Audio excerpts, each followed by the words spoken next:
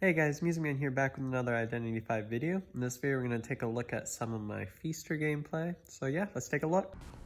Alright, so before we get too far into this gameplay, I would like to plug in my clan's Discord server here. The clan that I'm in is named Mayhem, and we are currently accepting applicants for both factions here. But I'll leave a link in the description below, so don't forget to join the server today. So now I'm going to be chasing the mechanic here. The mechanic is obviously going to be the ideal target to go for here. This is a decoding team on the relatively slower side. There's a mercenary and a coordinator, so those are relatively slower decoders.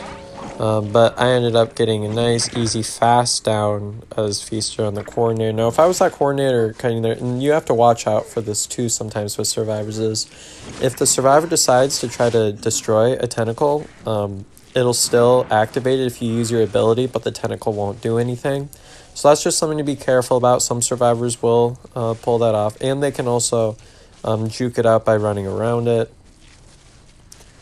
But yeah, that was still a really nice quick down for me. Get a hit on the mercenary here, and I'm gonna make my way over here. I'm just gonna go ahead and the mercenary decided not to body block again. Juked one hit, but I'm just gonna keep doing charge attacks. You can see I was adjusting my camera angle there. And I'm going to decide to try to keep hitting the coordinator so that I can hit max presence. And you see I just hit that. And max presence increases your camping a lot. Like, it's not even close between presence mark 1 and presence mark 2. You get so much more camping ability once you're able to do that. So a lot of times what I'll do is, as far as tentacle placement goes, I'll wait until I have tinnitus, but I'm going to get an early hit on the coordinator here. So that works out here. I'm going to use my Nightmare Gaze. I'm just going to keep spamming tentacles over there. I'm going to keep hiding behind here so that the coordinator can't have an easy shot at me. So if they're going to go for the rescue, they really kind of need to do that now. And you see I was able to stall just enough time that the survivor wasn't able to pull that rescue off. So now I'm just going to kind of go after the coordinator right now. She used her flare gun, so now she's got pretty much zero kiting at this point. I don't really want her to make it to Big Boat, but so you can see I was using my tentacles to make it so she had no way to get through one of the tentacles to get to Big Boat, because survivors can drain a lot of time if they're able to get that far, so I just kind of wanted to block off the entrances there. And now 4 ciphers left. I can pretty much tell that right now it's going to be GG's because the mech had a really bad first kite. There is some progress on the ciphers, but honestly it's not going to make much of a difference here. And right here, the merc doesn't really have a choice but to rescue at this point. I've got my max presence here, so I can just use my Nightmare Gaze. Now, unfortunately, that tentacle missed, and right there, I should have just waited for the merc to get down, because now the coordinator could have had access to Big Boat, but decides to work her way over these pallets.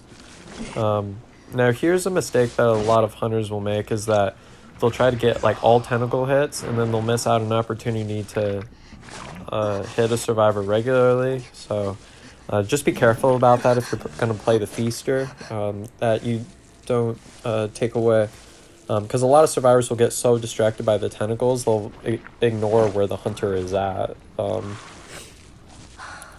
And the merc's going to be going for the rescue at this point. I'm going to go ahead and place a tentacle at the chair here. And I'm just going to go ahead and hit the merc there. The merc's going to be going down. He doesn't even have tide, so honestly it doesn't make too much of a difference what happens. And I'm just going to take the cord down quickly. So now the cord's going back to the chair for the last time. The merc is downed. And I think what I do here is I end up looking for the entomologist, just because once you hit higher tiers, it becomes, I actually end up putting the Merc on the chair now. If this was like 5v5 or something, that would have definitely been the time to slug and go for the 4-man. However, the entomologist is here. I'm not quite sure why she's hiding at this point. And I nearly got a hit there, but the entomologist is going to make her way to the chair. I'm going to use my Nightmare Gaze so that I can be prepared if she decides to go for that rescue there. And I'm just going to hit these bugs here. I get a hit on the entomologist. The entomologist is down, and now I'm right on the Merc's trail right here. Now what I'm going to do is I'm going to throw down my patroller just because I want to spend as little time chasing this mercenary as possible. And being that it's pretty much game over at this point, there's not really a whole bunch of point in me like going after and specifically chasing the Merc for a long time if I could have just ended it a lot earlier with patroller. So I mean, yeah. A lot of times the good use of a patroller is to pretty much guarantee that a chase is going to stop really quickly. So this entomologist has made her way to Big Boat, and if the entomologist knows how to kite in this area, this chase could take a while, but like I said before, it doesn't really matter how long it takes, as long as I get the down at some point. Because that mercenary is going to be down for a long time, and I can just kind of try to juke around these piles. This is like a similar strategy what you would do with Wu Chang around that pile. You just try to get a lucky hit and predict where the survivor is going to be going. Now I know that the entomologist has used her exit path at this point, so I can go ahead and take the Merc to the chair, and looks like the Merc's been trying to crawl away. But now we're going to get into gameplay number 2, which is on Sacred Heart Hospital. Sacred Heart is a pretty decent map for Feaster. I wouldn't say it's a great map for him, but it's definitely not bad. So I make my way over to Ruins, and I see it's a perfumer. Now, I usually don't like chasing perfumers, but being that I'm carrying patroller around, it's not awful for me to chase a perfumer at this point. So what I'm going to do is I'm going to go ahead and make my way around here, and I'm just going to throw my patroller down so that I'm able to get a really easy first hit. Now, on occasion, I'll have a hard time getting the patroller to latch on because a lot of times just where I'm at, the server gives us yellow ping. So sometimes it can be tough for me to get a patroller down quickly, but you can see I was able to, the perfumer wasn't able to use her perfume right away. I get jump scared by the, I get jump scared by the Enchantress, but I'm carrying anti-stun, so it doesn't really do a whole lot. I'm just making sure the Enchantress doesn't follow me there, and I see she's not, so now I'm just going to go ahead and chase the perfumer for a little while.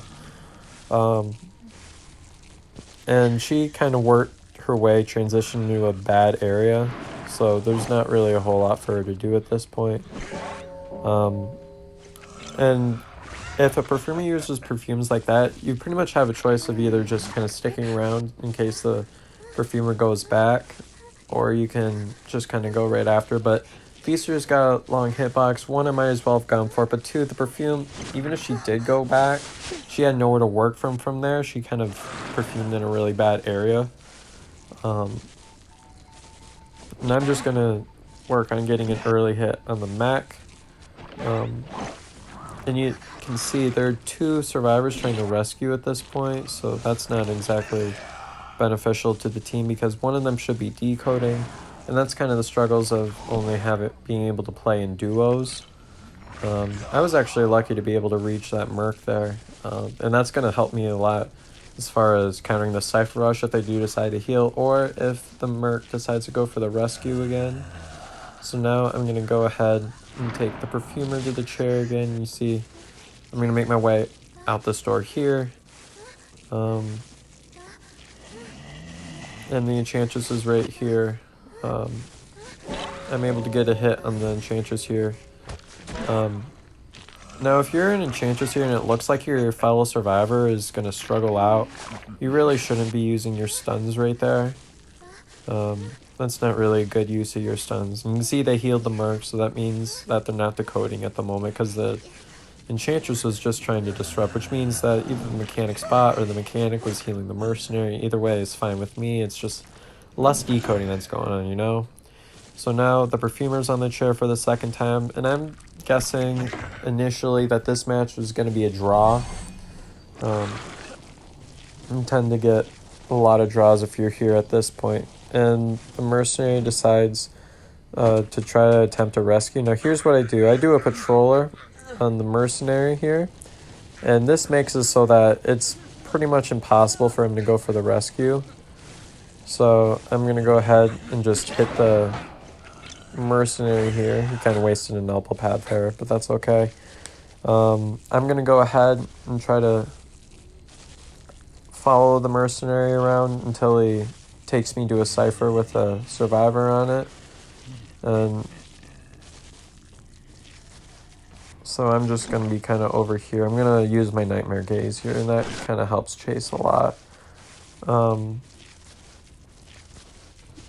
And I can see that he eventually led me to this Cypher, which has Survivors on it. And there's only one Cypher remaining, so I know I got to be careful here. I'm kind of surprised that one missed the Enchantress, but luckily I was able to get that hit there.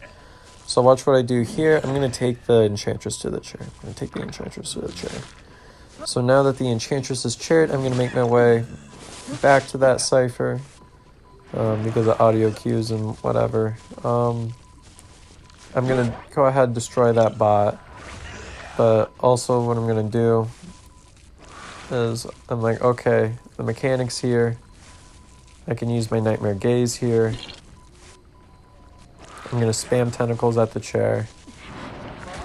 The Enchantress is down again. I can take the Enchantress to the chair again. And over here, I know this Cypher is nearly done. So what I'm going to do is I'm going to switch to Abnormal. I knew that was their last resort kind of there. And that was kind of an unfortunate tentacle there. But the Mercenary is going to be going down here. Of course, the Enchantress is gonna have her long stun, but carrying some anti-stun, that kind of helps around with that. And I'm going to go ahead and hit the Mechanic here. So now, if they all really want to do anything around that Cypher, they're really going to kind of have to heal up. So I'm going to go ahead, Nightmare Gaze again, you can see. I'm going to go ahead and just kind of try to close off as many areas as I can. And I was able to use my Nightmare Gaze again to activate the tentacle without looking at it. And that downs the Mechanic there.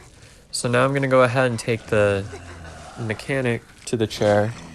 Now, they're definitely going to have to heal up if they want to do anything here.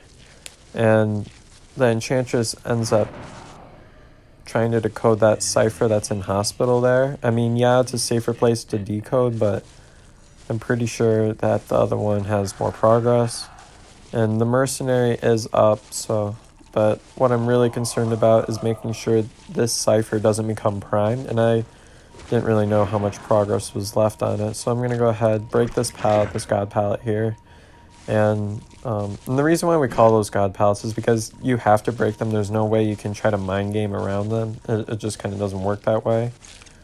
And so that Mercenary was trying to get something out of that chest there, so that allowed me to get a nice easy hit, and that's why I wasn't transitioning away right away.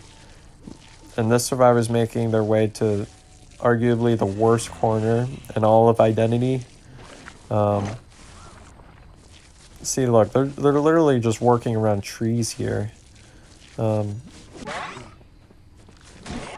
I end up inevitably downing the Mechanic here. So I'm going to take the Mechanic to the chair. That's all good. And I'm going to go ahead and just sort of camp out at this Cypher.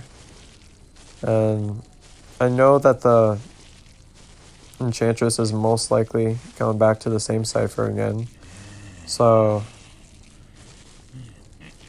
I didn't know if anybody was going to be going for the rescue, so I was just kind of sticking around. But I know that that cipher is the one that popped, because in the game, the last survivor is always highlighted in orange. You know how that works. So I knew that the survivor was somewhere around in this area. And I end up seeing the Enchantress here. And they actually made it more obvious, being that they also stunned me, which kind of didn't really help them at all. But, you know, I'll take it. I'll take the hit. And the survivor is down. So now I'm going to take the Enchantress to the chair. And that's all good. So, yeah, that's pretty much GG's. The Merc decides to escape, and that is a 3-man for me. So, man, I was popular that day, I guess. Now we're going to take a look at match number 3, which is on Red Church. So, Red Church is another pretty decent map for Feaster. It's also a really good violinist map, good sculptor map. It tends to be a map that's really good for those camping hunters. It's also a good bonbon map. Again, what is it with all these perfumers? I find the perfumer first again. This perfumer kind of transitions around in a really odd pattern. But I'm like, okay, I'll take it. So I'm going to trap her between myself and a tentacle. Now, she uses the perfume there. I wait to see if she'll go back, and I can follow up with another hit. I didn't even need Patroller for that. So it's nice having those tentacles that can hit without recovery. And now I'm going to block off all of these areas for the perfumer. And she's going to make her way to God Palette. So I'm just going to break God Palette here. And I don't want to spend too much longer on this kite, so I'm going to throw down my Patroller. And even though they made their way to Graveyard here, or Tombstones, whatever you want to call it, I know that this is going to be a relatively quick down if I play my cards right. And you can see I was able to just charge through that pallet there. Now I know that the survivor is around that corner. I just wanted to make sure that it wasn't forward there.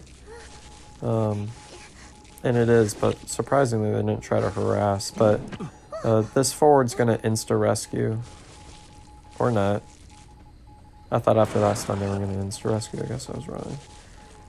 Oh, it's because the mercenary is also here. So they've actually got a lot of survivors in this area. Which means that not a lot of decoding is going on at the moment. I hit the forward there. And if the forward was the only one going for the rescue, that would have been a stuffed rescue. But unfortunately, the mercenary was also there too.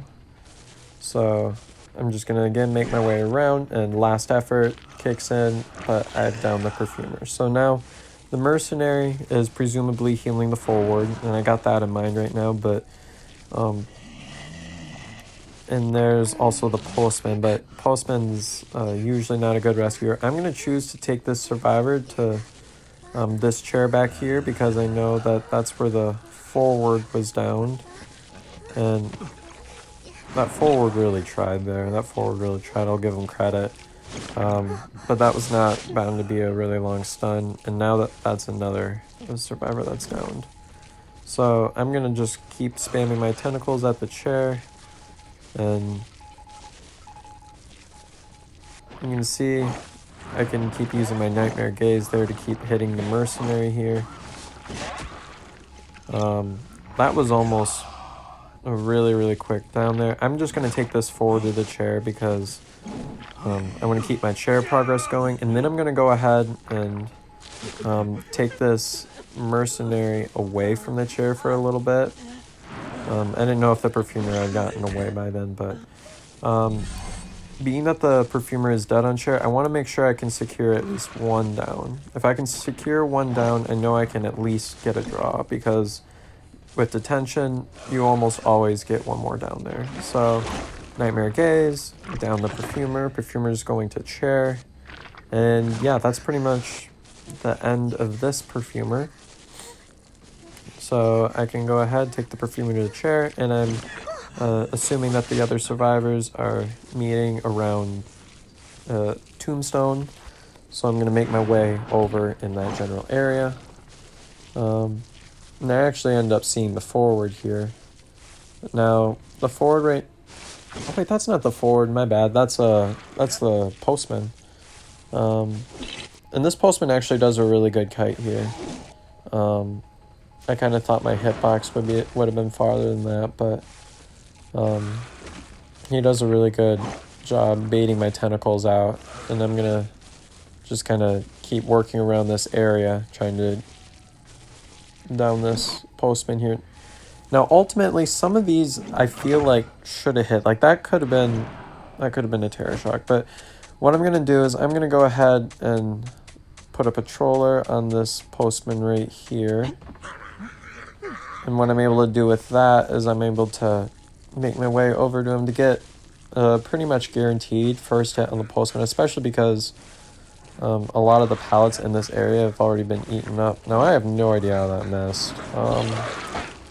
So that's the first hit on the postman. There was not really a whole lot he could have done about that, just in the area he was in. I'm going to dodge the slow dog. And I'm just going to kind of make my way around these pallets. I was waiting to see if he would go for that there, but Nightmare Gaze, there's a tentacle around the corner, and that is another down for me. And now there's just the 2 rescuers left, both of which decode really slow. There's 3 ciphers left, so I know I'm in a pretty decent position here. Now, I would say that it's almost a guarantee that the Merc is going to be the one going for the rescue. So I see where the tentacle's pointing me in this way, so I don't know where a rescuer is coming from. I'm just sort of looking around, trying to find where this rescuer is at. And I actually find the forward that's decoding here. Now, I kind of thought that he was going to be the one going for the rescue, so I decided to just go ahead and take the forward to the chair. He's already got chair progress on, so the chair is going to start at halfway. And I kind of knew that that mercenary was going to be going for that rescue there. And I end up being there right as the rescue occurs. So now the postman is down, the postman is dead on chair, and now I know, okay, this is for sure going to be a win. Merc might get dungeon, but that's about all I can see is going to turn out in this match. And if this is a 5v5, obviously this is the time for you to slug. I end up popping that cipher there, but I almost end up getting that hit there, but, you know, elbow pads, the Merc can zoom away. And these survivors are doing a really good job here, working their way around Tombstone. But I kind of have the Merc kind of in a tough position here. I just kind of wait for him to vault, and then I'm able to get an easy hit there. So unless the cipher is primed, this is pretty much it for this game. So I'm just going to wait till the mercenary is down so that I can always do a follow-up hit in the case that the cipher is primed. And I'm going to go ahead and take this mercenary to the chair. So now we're going to go ahead and... There's the forward here. So now I know where he's at. Try to take a swing at him. But I know that I need to go ahead and put... So that forward did a good job baiting me so I didn't take him right away to the chair. But I know that the forward's dead on chair, so I'm going to chase him anyways. And you see, there it is again, how I said you should use your regular attack if you're able to get a free hit in that way. So now I'm going to go ahead and take this forward to the chair. This forward's going to the chair here. Way back here. So where the forward originally was chaired. So now that Merc is working on that cipher there. I'm going to teleport to that cipher. And unless if dungeon is right there, this is it's going to be tough for that mercenary to make it to the chair. Now this is what's kind of annoying here. So look, he's like halfway across the map. I'll tell you right now, dungeons and top broken there. Look at that passive ability. It gets him all the way from wedding to the back of top broken. And he actually gets the dungeon. But yeah, I hope this helps, and that's the game. I hope you all enjoyed the video, found it helpful. And if you want me to make a video in the future using a different hunter or have any questions or comments, just let me know in the comment section below.